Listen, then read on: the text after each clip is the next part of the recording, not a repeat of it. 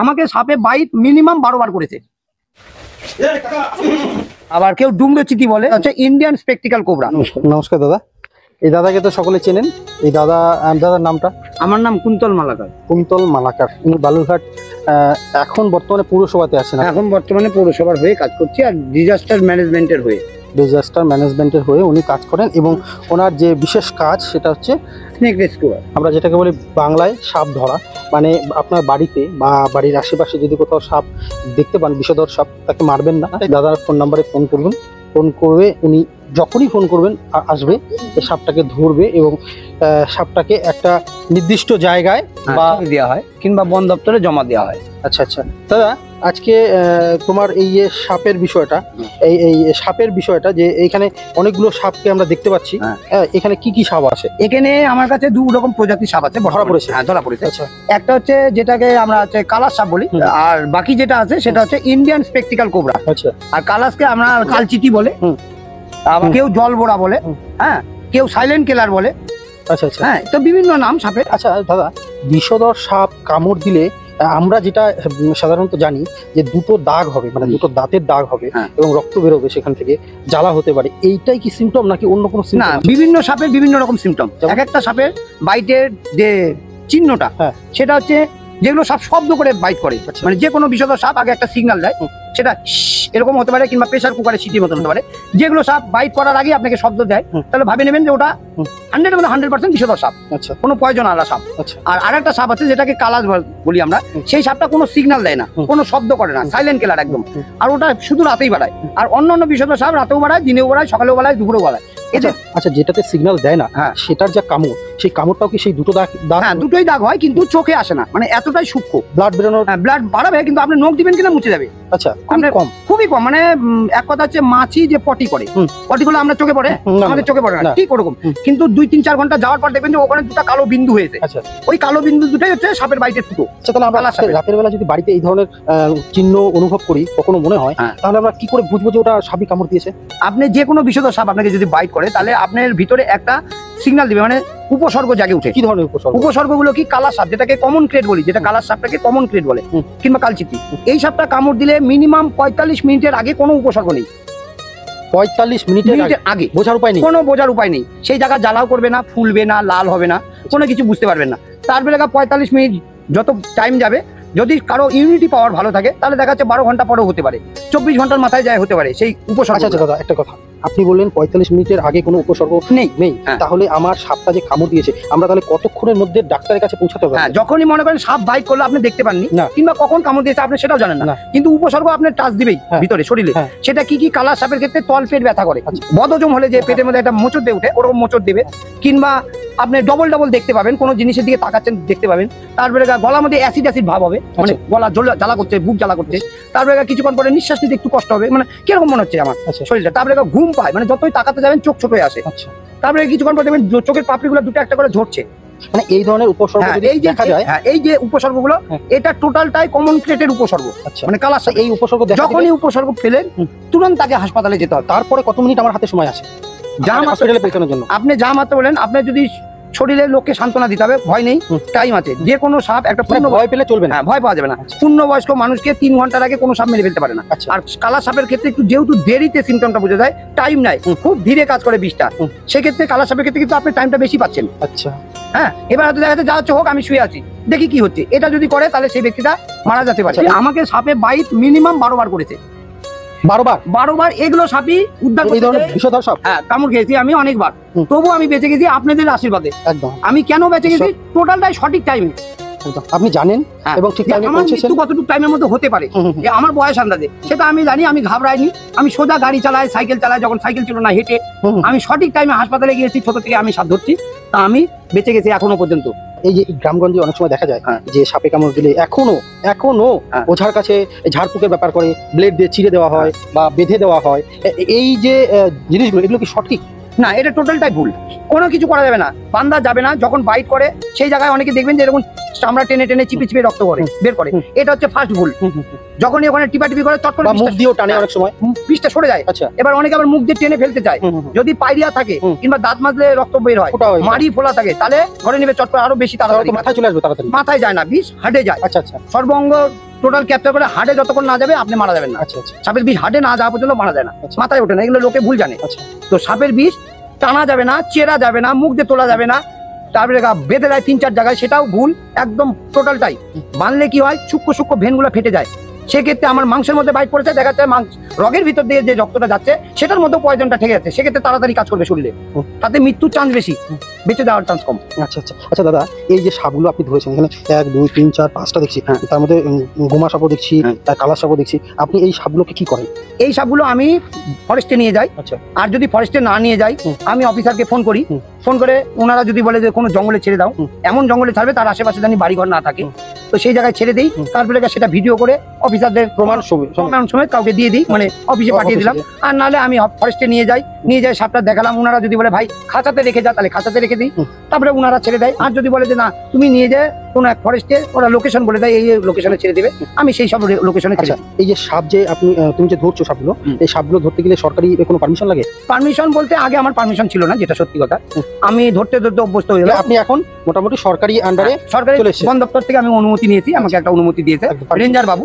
এবার বালুঘাট মিউনিসিপ্যালিটি যেটা, ওনারাও আমাকে পারমিশন দিয়েছে, এবং ডিজাস্টার ম্যানেজমেন্ট যেটা বলে আমাদের কালেক্টরি অফিসে, সেখানে ট্রেনিং নিয়েছি আমি আবার পুনরায়, এবং ওনারাও আমাকে বলেছে আপনি সাপ ধরতে যাবেন যেখানে, সেখানে টোটালটাই আপনি সচেতন করবেন, করে তবেই মানে আপনি এখন পুরোপুরি সরকারি ভাবে কাজটা করছেন? সরকারি ভাবে, মানে আপনি বেতনভুক্ত? বেতনভুক্ত সামথিং, খুবই সামান্য, যত সামান্য। আচ্ছা, আপনার এই সাপ ধরতে যে আপনি আসেন, আপনি বলেন রাত 2টোর সময় ফোন করলেও আপনাকে পাওয়া যাবে, এবার সেটা অনেক দূরেও হতে পারে, সেক্ষেত্রে একটা যাওয়া আসার ব্যাপার থাকে, আপনাকে দেখলে সবাই মানে রাস্তাতে সাইড দিয়ে দেবে, সেটা না, কিন্তু এই যে যাওয়া আসা খরচ, তো আপনি কি সাপ ধরতে গিয়ে কোনো কিছু দাবি করেন? না, আমি প্রথমে ওনাদেরকে বোঝাই দাদা আমি অনেক দূর যাবো, তো আপনারা যদি আমাকে হেল্প করেন তাহলে আমি আপনার বাড়িতে অবশ্যই হেল্প করার জন্য যাবো। তো বলে হ্যাঁ আসেন, তো তার মানবিকতার একটা ব্যাপার, খাতিরে কেউ কিছু দেয়, সেটাতে আমার গাড়ির তেলটা চলে। সেই ক্ষেত্রে আমি দক্ষিণ দিনাজপুরের যে কোনো প্রান্তে রাত্রি 2টো অবধির মধ্যে যদি কোথাও সাপ বের হয়, আমি তার বাড়িতে অবশ্যই যাই। আপনি দর্শকদের, মানে আমাদের যারা দেখবেন, তাদেরকে আপনার নাম্বারটা আবার একটু ভালো করে বলে দিন। তো আমি তাও বলে দিচ্ছি, আমার নাম্বার হচ্ছে 8906257509। আবার বলছি 8906257509। যদি কারো নাম্বার হারিয়ে যায় কিন্তু খুঁজে পাচ্ছেন না, দৌড়াদৌড়ি করতে হবে না, যে কোনো প্রশাসনিক ভবনে ফোন করবেন, থানা বলুন, ফায়ার ব্রিগেড অফিস বলুন, বালুঘাট মিউনিসিপ্যালিটি বলুন, ডিজাস্টার ম্যানেজমেন্টের যে কালেক্টরি অফিস সেখানে ফোন করুন, কোনো পঞ্চায়েত অফিসে ফোন করুন, অবশ্যই আমার নাম্বার পাবেন। আপনার নামটা? আমার নাম কুন্তল মালাকার, আর আমি বালুঘাট মিউনিসিপ্যালিটির হয়ে আর ডিজাস্টার ম্যানেজমেন্টের হয়ে। আচ্ছা, আরেকটা জিনিস দাদা, এই যে সাপগুলো আপনি বললেন যে কখনো খাঁচায় বন দপ্তরে দিয়ে দেন, কখনো ছেড়ে দেন, আপনার এখান থেকে এই সাপগুলো কি মানে কলকাতা যে মেডিকেল কলেজ বা মানে ল্যাবগুলোতে যেখানে এই ধরনের অ্যান্টিভেনাম তৈরি হয়, সেই সমস্ত জায়গায় যায় না, মানে পাঠান না বা নেন না তারা?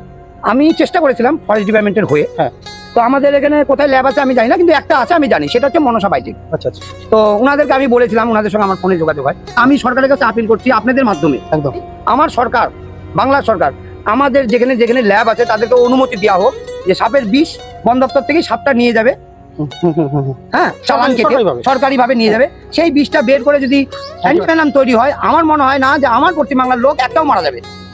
আমাদের এখানে মোটামুটি বছরে 50 থেকে 60 হাজার লোক মারা যায় এই সাপের বাইটে। 50 থেকে 60 হাজার লোক বছরে, অনেক লোক। আচ্ছা দাদা, বালুরঘাটে এই সাপ যে ধরেন আপনারা কজন আছেন? আমরা অনেক ছেলেপেলেই আছি সাপ ধরার জন্য, কিন্তু সরকার থেকে সবাইকে অনুমতি দেয়নি। আচ্ছা, আমাদের এখানে যাদের 2জনকে দেওয়া হয়েছে, দুটোই আমরা মিউনিসিপ্যালিটিতে আছি, একটা সঞ্জয় সূত্রধর বলে এক ছেলে, আর আমি কুন্তল মালাকার, এই 2জন, আর বাকি অনেকেই ধরে। তো আমি বলবো সাপ ধরার জন্য না জেনে শুনে কাউকে না ডাকতে। তার কারণ হচ্ছে কারো ছেলেকে ডেকে নিয়ে আসলেন সাপ ধরার জন্য, আপনি জানেন না সে সরকারি স্বীকৃতি লোক না, এবারে তো সাপ ধরতে গিয়ে তো বাইক খেয়ে মারা গেল, তাহলে তার পরিবারের ছেলেটা যদি চলে যায় কেউ ফেরত দিতে পারবে না। তাহলে আমি চাই যে সকলেই সাপ ধরার লোক দেখলেন আর ডাকলেন তা না, আপনারা প্রশাসনের কাছে দ্বারস্থ হন। প্রশাসন থেকে যদি কোনো লোক পাঠিয়ে দেয়, তাতে কোনো যদি অ্যাক্সিডেন্ট হয়, সেটা প্রশাসন দায়িত্ব নেবে। এই দাদাকে আমরা চিনি, আমরা বালুরঘাটবাসী তথা দক্ষিণ দিনাজপুরের মানুষ। দাদাকে আমি জানতাম যে উনি সরকারিভাবে আগে প্রথম দিকে ছিলেন না, এখন উনি পৌরসভায় আন্ডারে মানে কি ক্যাজুয়াল হিসেবে আছেন, এবং সেটা সরকারিভাবেই। আপনাদের বাড়িতে বা আশেপাশে যদি এরকম বিষধর সাপ কখনো দেখে থাকেন, তাহলে কখনোই মারবেন না, তাই তো? মারবেন না, দাদাকে ফোন করবেন, যখনই হোক দাদা আসবে, আপনাদের এই সাপটাকে, ওই জীবটাকে রেস্কিউ করে নিয়ে গিয়ে সঠিক জায়গায় পৌঁছে দেবে, পৌঁছে দিয়ে এবং ছেড়েও দিই। দাদা ধন্যবাদ, অনেক ভালো লাগলো। আপনারা সকলেই ভালো থাকবেন। একদম। আর আমিও সরকারের কাছে আবার আপিল করছি যে এই জিনিসটা যদি করতে পারে তাহলে আমার বাংলার লোক আনন্দেই থাকবে, এবং সাপ কামড়ালে যে ভয়ে মারা যাচ্ছে কিংবা উল্টাপাল্টা কাজ করছে কিংবা ওষুধ কাজ করছে না সেক্ষেত্রে মারা যাচ্ছে, তা আমি চাচ্ছি যে সরকারের কাছে বারবার করে বলছি যে আমাদের এখানে অ্যান্টিভেনাম তৈরি হোক আমার বাংলাতে, তাহলে আমার বাংলার লোক সাপে কাটলে পরে একটা লোকও মারা যাবে না। ভালো থাকুন, সুস্থ থাকুন। আর এই ধরনের মানুষের জন্য সেবামূলক, এটা তো সেবামূলক কাজ, এই ধরনের সেবামূলক কাজ করে যান। আপনারা সকলেই ভালো থাকবেন, সুস্থ থাকবেন।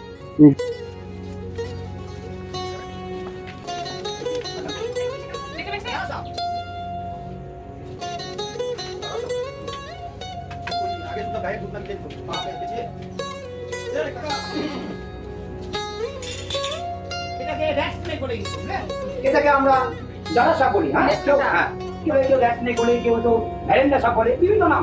তো এটা হচ্ছে নির্বিষ সাপ। এই সাপটা যে পাড়াতেই থাকবে তারই উপকার, সেই পাড়ারই। অন্য কোনো বিষধর সাপের বাচ্চাগুলোকে খেয়ে ফেলে, কালা সাপ, চন্দ্রগুড়া সাপ, যেগুলো ভয়ানক সাপ, জারা সাপ, কি বলে গোমা সাপ, মাছওয়ালা সাপ, এদের বাচ্চাগুলোকে খেয়ে ফেলে। এবং বড় কোনো সাপ যদি আপনার বাড়িতে ঢুকে থাকে, এর টের ফলে সেই সাপটাকে ও টেনে বের করে নিয়ে যাবে, থাকতে দেবে না। ওর এরিয়াতে অন্য কোনো সাপকে থাকতে মানে পছন্দ করে, অন্য সাপকে আমরা আপনারা সেফ থাকবেন। আর এই সাপটা না লেজে বিষ, না মুখে বিষ, না শরীরে বিষ। অনেকে ভুল ধারণা যে এই সাপের লেজের নিচে কাটা থাকে, দেখুন কোথাও কাটা নেই, ঠিক আছে? লেজে বাড়িও দেয় না, বাড়ি দিলে পচে যায়, এগুলো সব ভুল ধারণা। হ্যাঁ, যে সাপগুলো শব্দ করে, বেশিরভাগই বিষধর সাপ বাইট করার আগে দেখবেন একটা সিগন্যাল দেয়, শব্দ করে না। তো যেগুলো সাপ শব্দ করে, শোনা থাক কিংবা না থাক, সেটা ধরে নেবেন 100% বিষধর সাপ। মানে আশেপাশে যাবেন কিনা আপনাকে সিগন্যাল দিবে, মোটামুটি 30 থেকে 40 সেকেন্ড। তার মধ্যে যদি আপনি সরে গেলেন তাহলে সরে যান। আর না শুনতে পারলে দোষ সাপের না, তার টোটালের মানুষের দোষ, কারণ ও আগে আপনাকে সিগন্যাল দিয়ে দেবে আমি এখানে আছি। এবার সাপের নড়াচড়া জিনিস দেখলেই বাইট করে, আর চুপ করে দাঁড়িয়ে থাকবেন তাহলে সাপ কামড়ায় না, চট করে নড়লে কামড় দেবে, না নড়লে কামড় দেবে না। আর চন্দ্রগোড়া সাপ, যেটাকে আমরা রেশন ভাইপার বলি, চক্রা বকরা অজগরের মতন দেখতে, ওই সাপটা একবারই নড়াচড়া দেখে, দ্বিতীয়বার আর ওটা পছন্দ করে না, যে নড়ছে না আমি কামড় দিব না, এরকম না। একটা 3.5 ফিট যদি সাপ হয় চন্দ্রগোড়া সাপ, তাহলে 8 ফিট লম্বি কেউ যদি দাঁড়িয়ে থাকে তো কামড় দিয়ে দিতে পারে জাম দিয়ে। হ্যাঁ, তো আমি আগে প্যাকিং করি, তারপরে সাপ সম্বন্ধে আরো অনেক কিছু বলবো। সাপ কামড় থেকে করতে হবে না করতে হবে, কতক্ষণে হাসপাতালে যেতে হবে, কোন কোন টাইমে বাচ্চাদের কিংবা বয়স্কদের কোন টাইমের মধ্যে যেতে হবে, সবগুলোই আপনাদের বলবো। আমি একদিন প্যাকিং করি, আমার একটা ব্যাগ।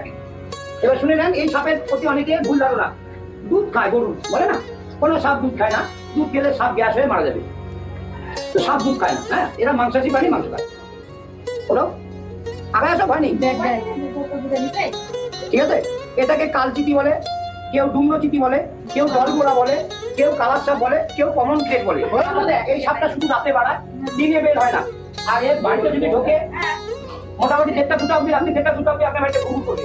আর এরা বিছানায় ওঠে, বালিশের কভারের নিচে থাকে, বালিশের মধ্যে থাকে, খাটের সাইডে থাকে, খাটের পায়া যদি পায়ের মধ্যে খেতে থাকে, ঠাকুর ঘরে যায়, রান্না ঘরে যায়, সিলিন্ডারের আশেপাশে, এইসব বাথরুমে যায়। সেখানে মা বোন সবসময় আনাগোনা করে, সেখানেই বেশি এই সাপটা ঘুম করে। যাই কামড়ে ছোট শিশু যাদের বাচ্চা বাড়িতে আছে, 10 থেকে 10 বছর অব্দি বয়স, তাদেরকে বাড়ি থেকে 20 মিনিটের মধ্যে হাসপাতালে পৌঁছাতে হবে, তবেই সেই বাচ্চাটাকে সম্ভব যে বাঁচানো। 45 মিনিটের মধ্যে মেরে ফেলবে। আর যাদের বয়স 10 থেকে 27 বছর অব্দি বয়স, 1.5 ঘন্টার মধ্যে যে কোনো সাপ মেরে ফেলবে, বিষধর সাপ, তাকে 40 মিনিটের মধ্যেই হাসপাতালে ঢুকতে হবে, বুঝতে পারলেন? আর যাদের বয়স 27 থেকে 70 বছর অব্দি বয়স, 1 ঘন্টার মধ্যেই হাসপাতালে ঢুকতে হবে, 2 থেকে 3 ঘন্টার মধ্যে ডেথ করে দেবে। এবার যদি আপনি বাড়িতে খুঁজে ওই টাইমগুলো নষ্ট করেন না, যে করেই হোক হাসপাতালে যেতে হবে। অনেকের ভুল দেখতে, একটু আগে একজন ফোন করেছিল আমাকে, সাপ বাড়িতে ঢুকলেই আমার মনসা ঠাকুর ঢুকেছে, আমার নাক দিটা, আমার বাস্তু দিটা, আমার বাড়ি মন্দির আছে তাই সাপ আছে, এগুলো ভুল ধারণা। কারো বাড়িতে দেবতা যদি ঢোকে তাহলে বাথরুমে নিশ্চয়ই যায়, দেবতা বসে না, সে ভুল ধারণা আর কুসংস্কার। তা আপনারা সকলে সতর্ক থাকবেন, ভালো থাকবেন, সুস্থ থাকবেন। আর রাতের বেলা সাপ বাড়ালে অবশ্যই ছবি পাঠাবেন।